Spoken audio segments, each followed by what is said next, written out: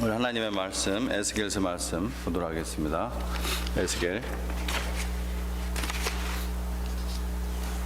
44장입니다. 에스겔 44장 1절에서 3절 말씀 먼저 읽어가면서 말씀을 우리 함께 배우도록 하겠습니다. 1절에서 3절 말씀 우리 함께 읽도록 하겠습니다.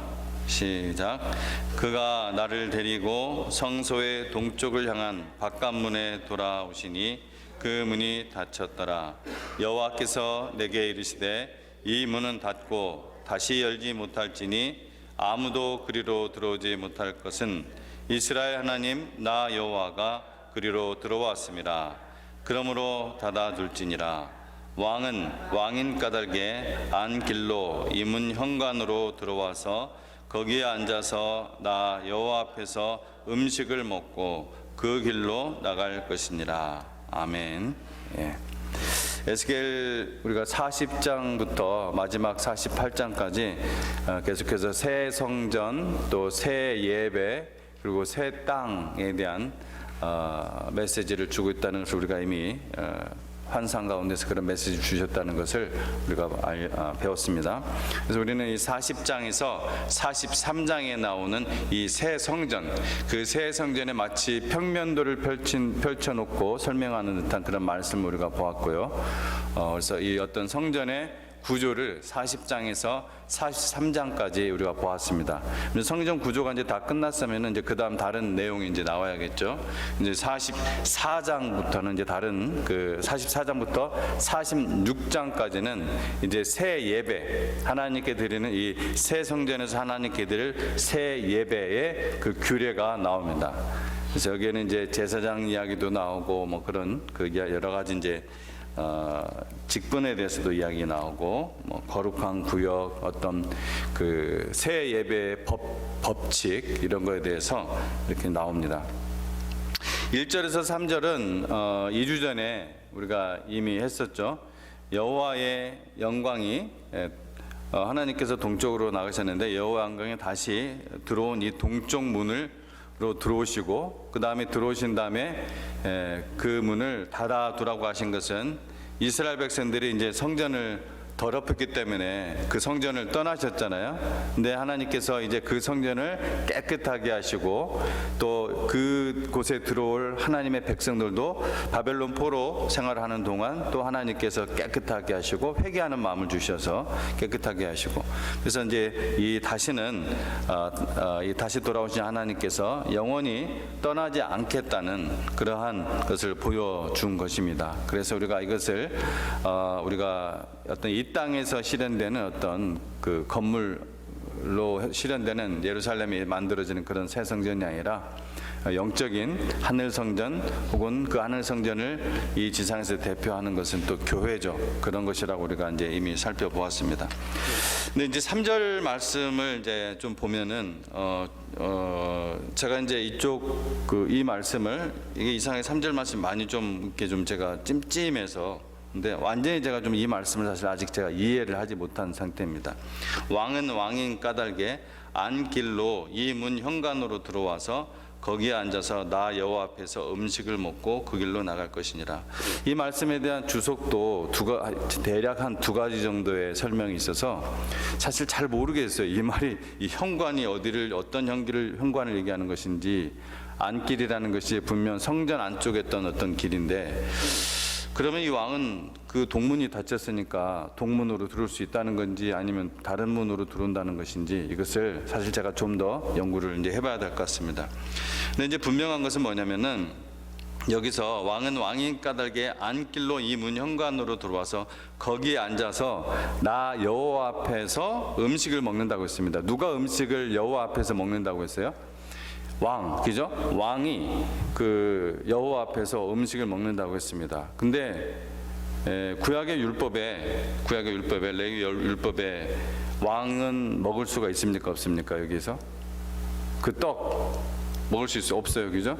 제사장만 먹을 수가 있어요. 제사장만 이 떡을 먹을 수가 있지 왕의 신분으로 먹을 수가 없습니다. 그러니까 이것은 지금 뭐예요?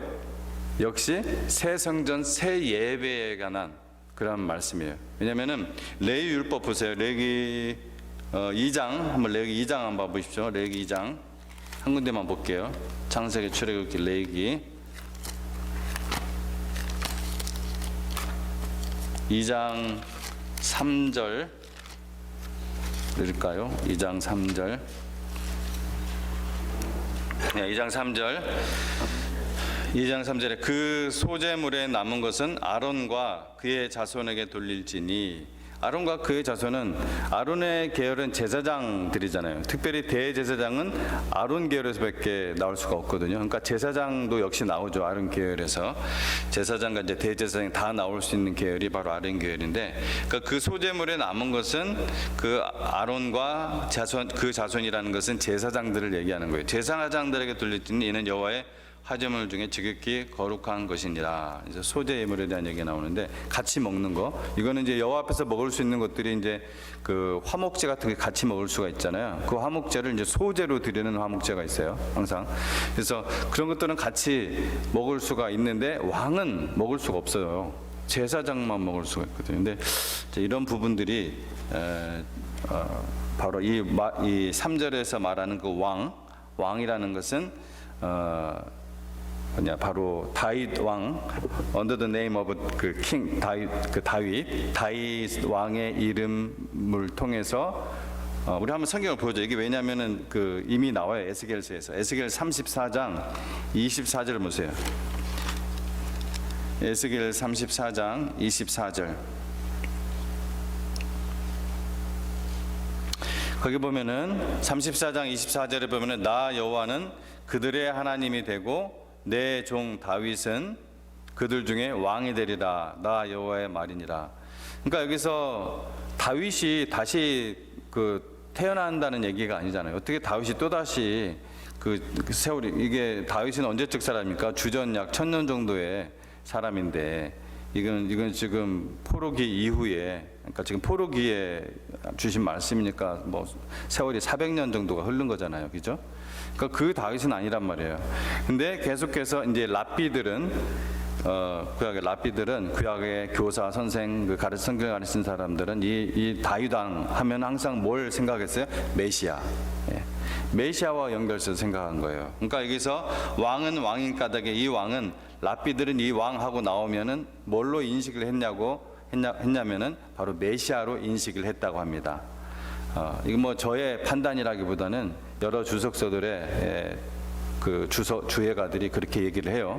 그래서 그게 맞는 것 같습니다. 그래서 메시아, 그러니까 이거는 이제 예수님과 함께 드리는 예배, 예수님 안에서 드리는 예배, 그러한 예배를 우리가 생각할 수가 있죠. 그러니까 우리 교회의 예배를 생각하시면 되고, 영원한 하늘 상전에서의 그 예배를 우리가 생각하시면 되겠습니다. 그래서 이런 것들은 바로 이 모든 것들이 이 새 성전의 새 예배에 대한 그러한 것을 보여주고 있다는 것입니다.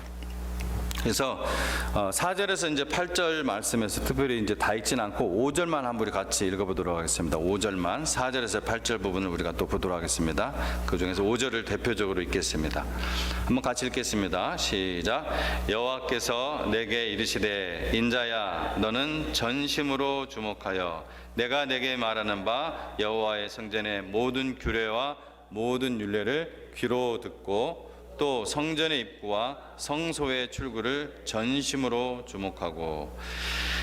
지금 이제 계속해서 뭐에 대한 얘기라고요? 새 예배에 대한 얘기인데, 지금 인자야 너는 전심으로 주목하여 내가 내게 말하는 바 여호와의 성전의 모든 규례와 새 예배의 모든 규례와 모든 율례를 귀로 듣고, 또다시 성전의 입구와 성소의 출구를 전심으로 주목하고. 계속해서 전심으로 주목하라 이 말이 2번이 나오고, 그 다음에 귀로 듣고 라는 말이 1번이 나옵니다. 그러니까 계속해서 주목하게 하는 거예요. 예배를 드릴 때 이렇게 드리라는 것입니다. 자, 천사가 동문 밖에서 에스겔 선지자를 데리고 가서 어디로 갔다고 했어요? 북문, 그죠? 북문을 통해 이제 성전 안뜰로 들어갔습니다. 그것은 성전 안뜰은 뭐 어떤 것으로 가득 찼었냐면은 이제 4절에서 8절 우리가 다 읽지 않아서 근데 여러분 읽었던 것으로 이제 간주하고, 하나님의 영광이, 이 성전 안뜰에 하나님의 영광이 가득했어요. 하나님의 영광이 가득하니까 에스겔 선지자가 얼굴을 땅에 대고 엎드리지 않을 수가 없었습니다. 네, 4절 말씀이에요, 그게. 그러니까 하나님의 영광이 가득하니까 에스겔 선지자가 얼굴을 땅에 대고 엎드리지 않을 수 없었어요. 네. 여러분, 이런 하나님의 임재 속에서 내가 엎드리지 않을 수 없는 그러한 엄청난 그러한 경외감을 경험해 보셨습니까? 우리가 항상 예배 드릴 때마다 그런 경험을 한다면 얼마나 좋겠어요. 그런데 우리가 그런 마음의 제사는 항상 가져야 된다는 것입니다. 우리가 예배 드릴 때 우리 하나님, 살아계신 하나님께 예배 드린단 말이에요. 우리가 여러분 여기 대통령이 있고 뭐 하여튼 그런 우리가 생각하기에 아주 중요한 그러한 왕들이 있다면은 어떻게 우리가 함부로 우리의 몸가짐을 갈 수가 있겠어요? 어떻게 우리가 함부로 우리의 마음가짐 딴 생각할 수가 있겠어요?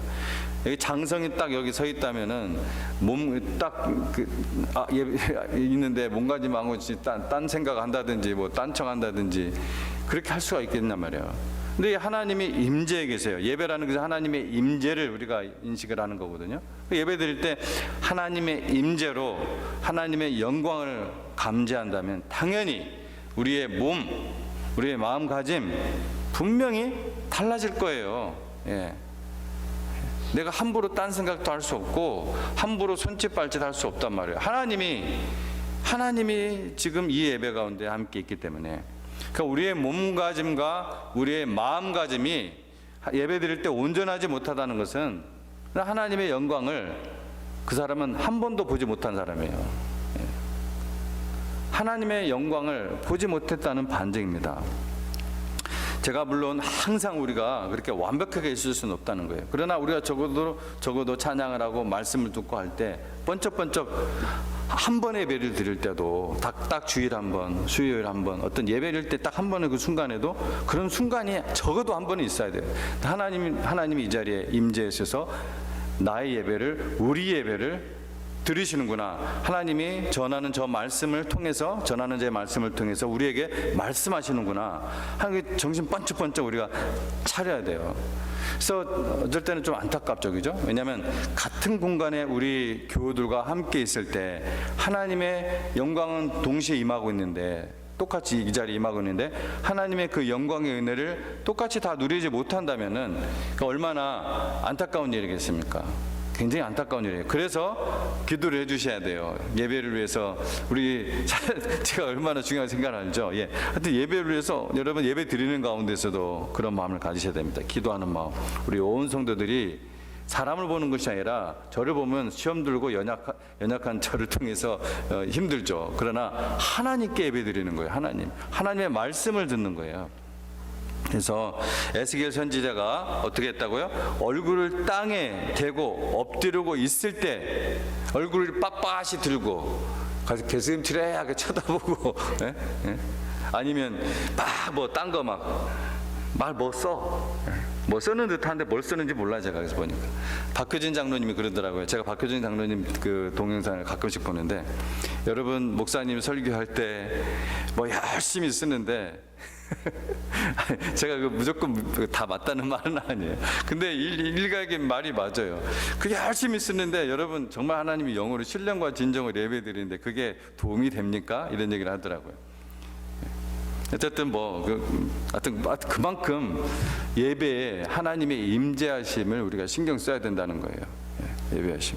그래서 하여튼 우리가 내 영에, 예배 가운데 내 영에, 여러분 하나님 말씀 듣고 싶죠? 주의 음성을 듣고 싶잖아요. 기도할 때도 그렇고 특별히 여러분 예배 가운데 주 음성을 들어야 돼요. 예배 가운데 하나님의 말씀이 선포되기 때문에 하나님의 말씀이 선포되는데 주의 음성을 들을 수 있는 가장 좋은 기회 아니에요. 그러니까 내 영에 분명하게 전달되는, 그냥 설교가 아니라 내 영에 분명하게 전달되는 하나님의 말씀을 듣기 원한다. 그러면 어떻게 돼요? 예배자의 몸과 마음가짐이 돼야 돼요. 에스겔이 어떻게 했을 때 하나님께서 말씀하셨다고요? 예, 땅에 대고 엎드렸을 때, 그때 하나님께서 말씀을 하셨어요. 그때 그 몸과 마음의 몸가짐, 마음가짐 얼마나 중요한지 성경을 통해서 우리가 볼 수가 있습니다. 그래서 우리가 방금 이해한 것처럼 전심으로 주목하고 귀로 듣고 또 전심으로 주목하고, 그런 자세가 우리 임재하시는 성전에서, 하나님의 영이 임재하시는 성전에서 그 지켜야 할 모든 법, 예배 때의 법이에요. 그게 지금 여기서는 지금 성소의 출구, 성전의 입구, 전심으로 주목, 심지어 그런 것까지 보라고 했어요. 예배 때 우리가 얼마나 모든 아주 세밀한 것까지 지금 얘기를 하고 있잖아요. 전심으로 주목해서 보라. 어떻게 거룩하게 구분이 됐는지, 어떠한, 왜 보라고 했어요? 예배 때 하나님께 예배드리는 장소가 어떠해야 되는지 구체적으로 전심으로 주목해서 보라는 거예요. 그러니까 우리 새 예배, 우리의 마음가짐이 얼마나 모든 면에 있어서 저먹고 흠없이 드리려고 하는 그런 마음가짐이 자세가 돼야 되느냐. 그러니까 여러분 예배 드릴 때 전심으로, 마음으로, 여러분 하트로 정말 주목하시고, 그 다음에 귀로 듣고 또 전심으로 주목하고, 이 말씀을 여러분 기억하시면은 오늘 말씀이 가장 중요한 부분을 여러분 갖고 돌아가시는 것입니다. 자, 6절에 반역하는 자, 또 가증한 일, 이런들이 나오거든요. 이거에 대해서는 제가 길게 얘기 안 할게요. 자, 가증한 일의 구체적인 내용이 7절에 있습니다. 7절에 너희가 마음과 몸에 할례받지 아니한 이방인을 데려오고 내 떡과 기름과 피를 드릴 때에 그들로 내 성소 안에 있게 하여 내 성전을 더럽힘으로 너희의 모든 가증한 일 외에 그들이 내 언약을 위반하게 하는 것이 되었으며. 자, 이방인을 내 성전 안에 들었다고 했죠. 내 성전을 더럽혔다고 했어요. 그들로 내 성소 안에 있게 하여 내 성전을 더럽혔다고 했습니다. 근데 여러분은 이방인을 성전에 데려온 것 자체가 문제가 되는 것이 아닙니다. 하나님께서는 이 이스라엘 회중에 이방인이 참여하는 것을 허락하셨어요, 안 하셨어요? 이스라엘의 회중에 이방인이 참여하는 것을 허락 안 하신 것 같기도 하고 하신 것 같기도 하고, 그죠?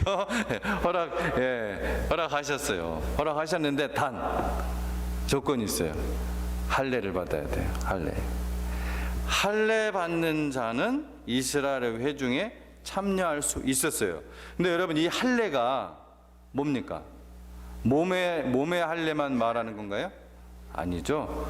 하나님께서 껍데기 그 형식적인 그런 거 할례 받는다고 해서 그걸로 하나님 받는다면 아니잖아요. 그래서 신약에서 구체적으로 그 정신, 그 본래 율법의 말씀을 예수님께서 쫙 풀어 주시잖아요. 그럼 구약 때는 그런 형식만 갖춰지면 되었다? 아니에요. 구약 때도 똑같아요. 미련하게 못 알아들은 거지. 그래서 예수님께서 온전히 다 알려주신 거예요.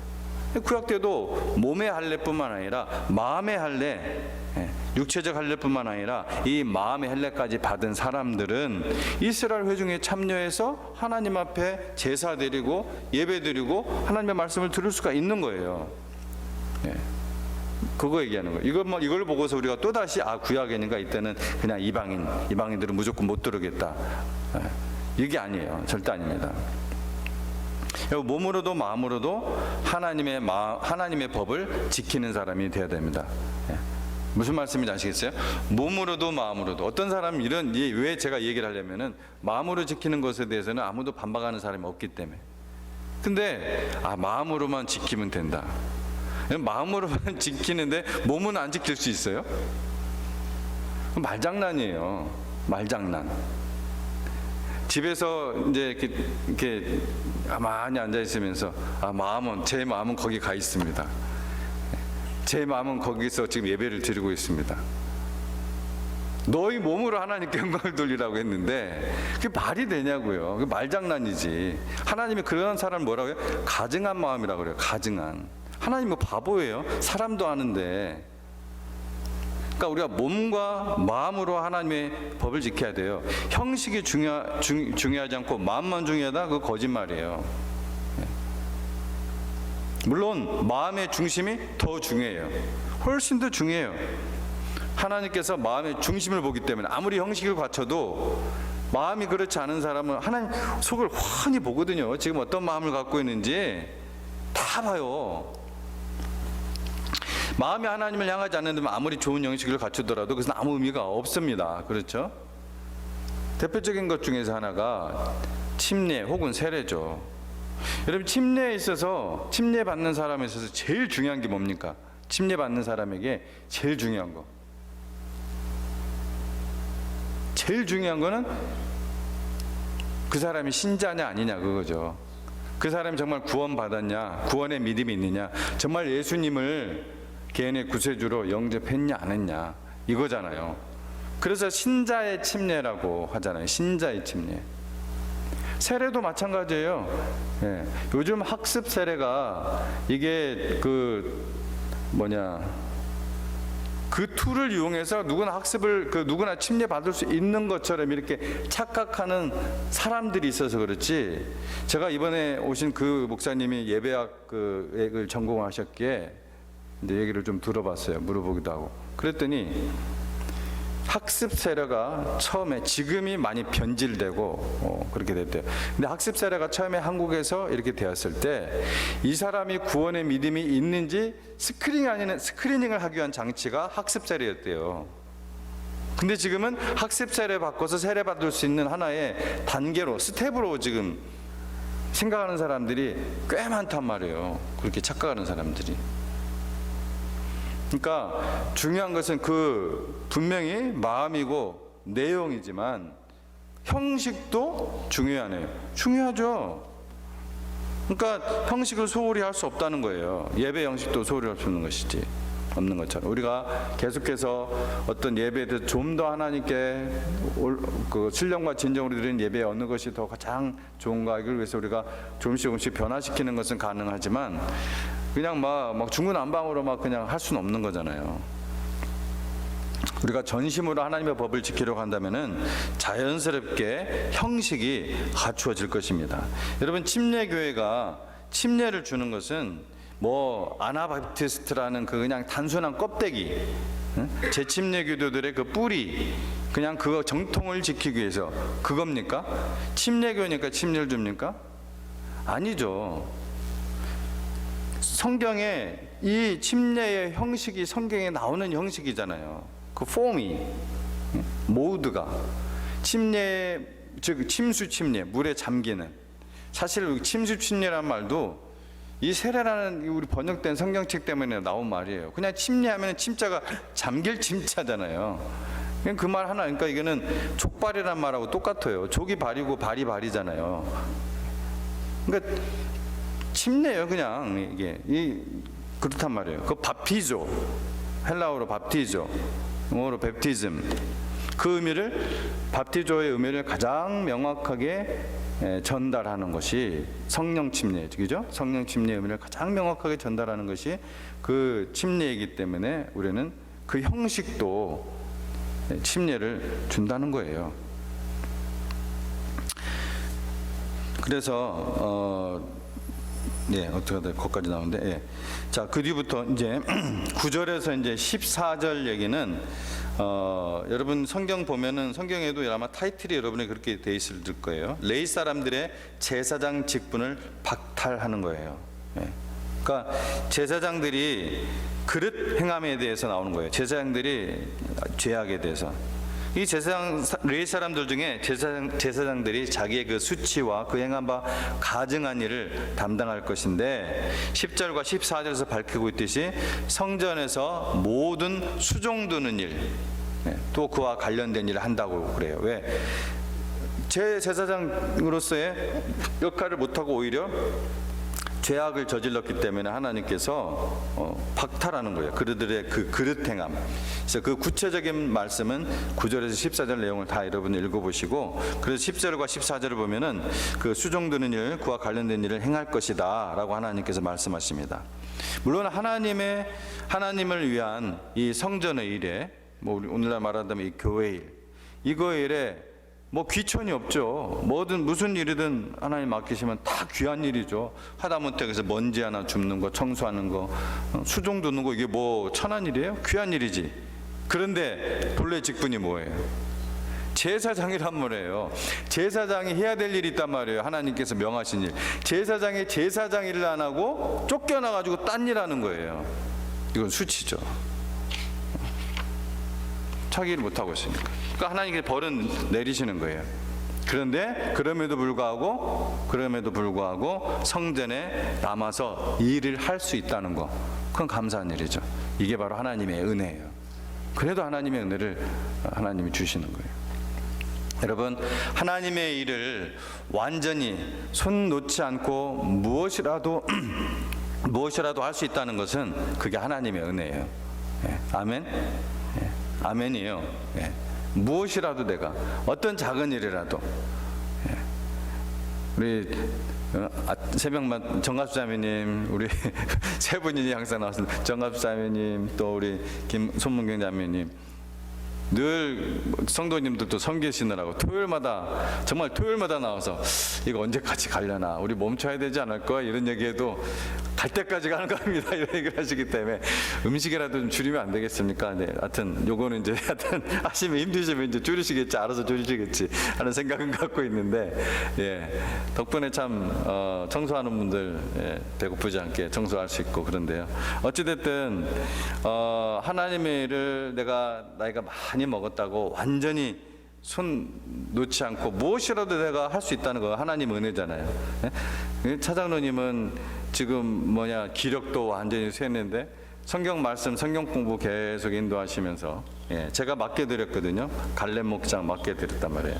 주중에 디사이플십 하는 거. 양기주 성도님이 막 거의 기적에 가까울 정도로 많이 변하셨다고, 정말 놀랍다고, 하여튼 만날 때마다 그 얘기를 하는 거예요. 그렇게 바뀌셨다고. 예, 할렐루야죠. 이게 하나님의 말씀은 정말 역사하는 힘이 커요. 예, 역사하는 힘이 커요. 예.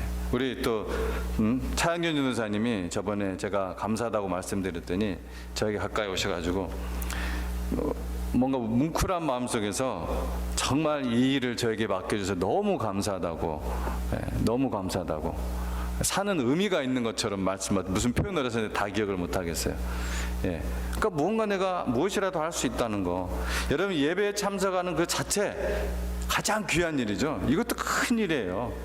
예, 그래서 김동남 자매님 그 수술 받으시고 또 이번 주부터 또 이제 키모 받으시는데, 하여튼 하나님의 은혜 때문에 살고 있고, 내가 더 하나님의 은혜를 더 경험하고 맛보기 위해서, 목사님 제가 설교를 다 귀로 다 듣지는 못하지만 이 자리에 있는 것 자체가 하나님 은혜입니다. 아마 그런 얘기를 하세요. 지난주도 그 얘기를 하시더라고요. 그러니까 그게 할 수 있는 뭔가 하나님에서 내가 할 수 있다는 거, 그런 마음이 정말 은혜 받을 마음입니다. 그런 마음이. 예. 그래서 하나님 앞에서 그런 예배자의 마음도 없고, 성도라 하면서, 구원 믿는 사람이면서 예배자의 마음도 없고, 또 하나님 앞에서 할 수 있는데 할 일도 없는 사람, 이런 사람처럼 초라하고 불쌍한 사람이 없어요. 예. 예. 자, 15절에서 31절 말씀은 15절 말씀만 읽도록 하겠습니다. 대표 말씀으로 15절 같이 읽어보도록 하겠습니다. 이스라엘 족속이 그릇 행하여 나를 떠날 때 사독의 자손 레위 사람 제사장들은 내 성소의 직분을 지켰은즉 그들은 내게 가까이 나와 수종을 들되 내 앞에 서서 기름과 피를 내게 드릴지니라. 주 여호와의 말씀이니라. 근데 그런 제사장들도 있었지만 잘한 칭찬을 받는 제사장이 있었어요. 그죠? 누구예요?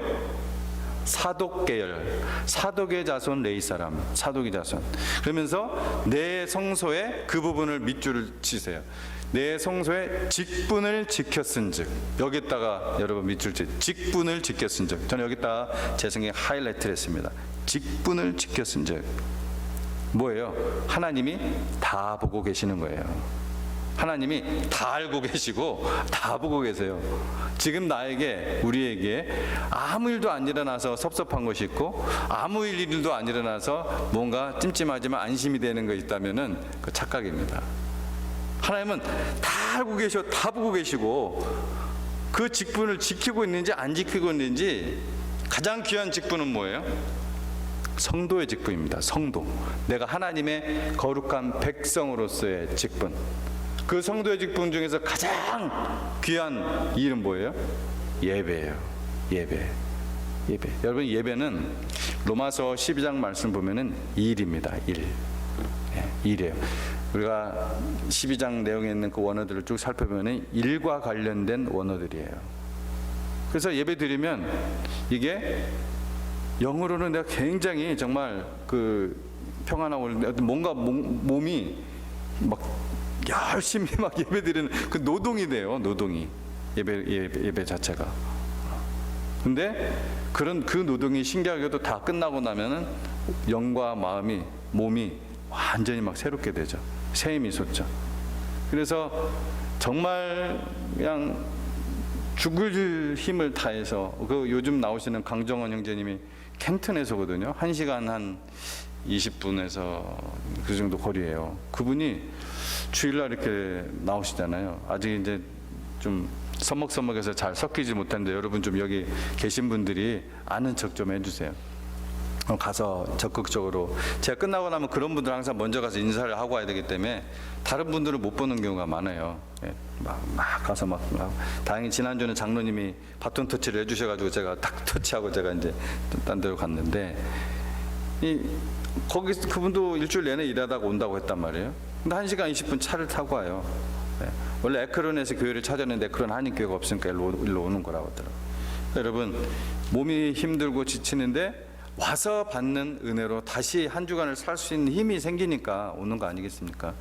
여러분, 여러분 같이 좀 그런 분이 오시면 적극적으로 좀 아는 척 해주시고, 믿음의 한 가족으로 아직 완전히 들어오지 않았기 때문에 또 저희도 또 그분을 모르고, 그러니까 우리 좀 서로 알아가는 그런 시간을 가졌으면 좋겠습니다. 그래서 사독에 대해서는 내가 특별히 이제 제가 이제 뭐 말씀 안 드리고요. 이 아론 자손이에요. 사독은 아론 자손입니다. 그래서 이 사독 계열로 그 안티오코스 4세 때까지, 안티오코스 4세 때부터 지 마음대로 하잖아요. 안티오코스 4세 때까지는 사독 계열만 전부 다 대제사장이 돼요. 어느 누구도 못 돼요. 전부 다 사독 계열이 됩니다. 사독은 아주 충성스러운 사람이었어요. 다윗 왕에게 충성스러움이었고, 압살롬 반란 때도 다윗에게 충성한 사람이었고, 다윗 왕이 지명한 솔로몬에게 충성한 사람이 사독 계열이었어요. 사독이었어요. 충성스러운. 그러니까 하나님이 은혜를 주시죠. 자자손손 그냥 독점한 거예요, 사실은 대제사장직을. 오늘날 교회는 다양한 봉사의 직분이 있습니다. 그러나 직분을 잘 감당하기 위해서는 철저히 모든 법을 지켜야 돼요. 그렇죠? 근데 첫째가 뭐라고요? 첫째, 바로 예배예요. 법이든 첫째 법, 첫 성도의 첫 번째 의무, 성도의 가장 중요한 일, 뭐든지 갖다 대면 무조건 여러분 예배라고 생각하시면 돼요. 예배예요. 이 공예배의 철저한 준수. 물론 마음이 가야겠죠. 거기에 반드시. 근데 몸이 가면 어떻게든 하나님 말씀 뭐 하나 주워 듣고라도 와요. 떨어진 은혜를 빵 부수라도 먹고 오게 돼 있습니다. 그리고 하나님의 뜻에 합당한 봉사, 이게 직분, 다양한 봉사 직분에 중요한 거예요. 그래서 다시 한번 기억하십시오. 우리가 자기에게 맡겨진 그 직분에 이 충성했던 사람과, 여러분 충성과 반대되는 뜻을 가진 단어는 뭘까요? 두 자로 제가 만들었어요. 하다가 보니까 제가 만들었는데, 충성했던 사람과 엉성했던 사람. 뭔가 나임이 좀 생기죠. 충성과 엉성. 하여튼 하나님께서는 충성했던 사람과 엉성했던 사람을 말해놓고도 좀 웃기네. 발음이 참 재밌는 발음이에요. 하나님께서는 정확하게 하세요. 충성했던 사람과 엉성했던 사람을 정확하게 하세요. 그 단어가 뭐라고요?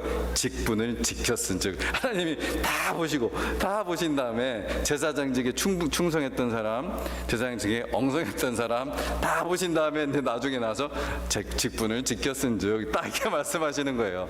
참 하나님이 놀라우세요. 모른 척 하시다가 나중에 이제 다 그냥 드러내시고 그럴 날이 있다 분명히 말씀하시죠.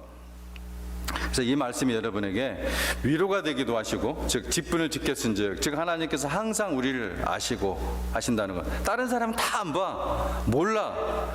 근데 하나님은 다 아세요. 다 보세요. 하나하나. 이것이 우리에게 정말 위로가 되고 또 한쪽으로는 경고가 돼야 돼요. 그렇죠?